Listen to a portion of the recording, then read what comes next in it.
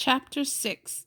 I spent a lot of time that summer at the Herman W. Block Memorial Library. The Herman W. Block Memorial Library sounds like it would be a big, fancy place, but it's not. It's just a little old house full of books, and Mrs. Franny Block is in charge of all of them.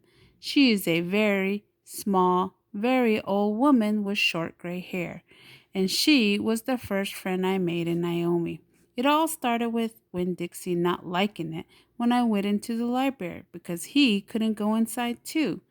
But I showed him how he would stand up on his hind legs and look into the window to see me in there, selecting my books, and he was okay as long as he could see me.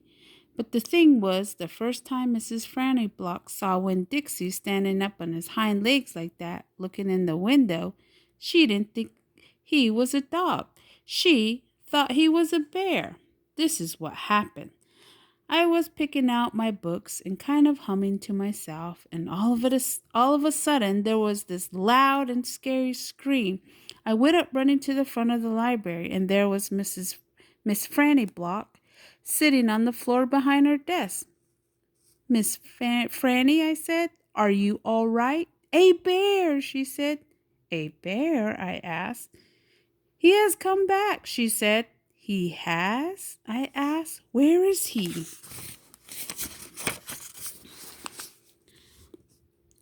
Out there, she said, and raised her finger and pointed at Winn Dixie standing up on his hind legs looking in the window for me.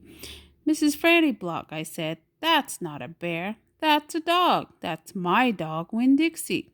Are you positive? She said. Yes, ma'am, I told her. I'm positive he's my dog. I would know him anywhere.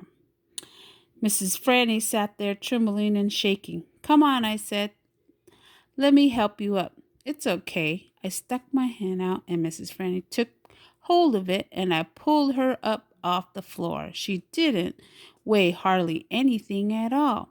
Once she was standing on her feet, she started acting all embarrassed, saying how I must think she was a silly old lady mistaking a dog for a bear, but that she had a bad experience with a bear coming into the Herman W. Block Memorial Library a long time ago.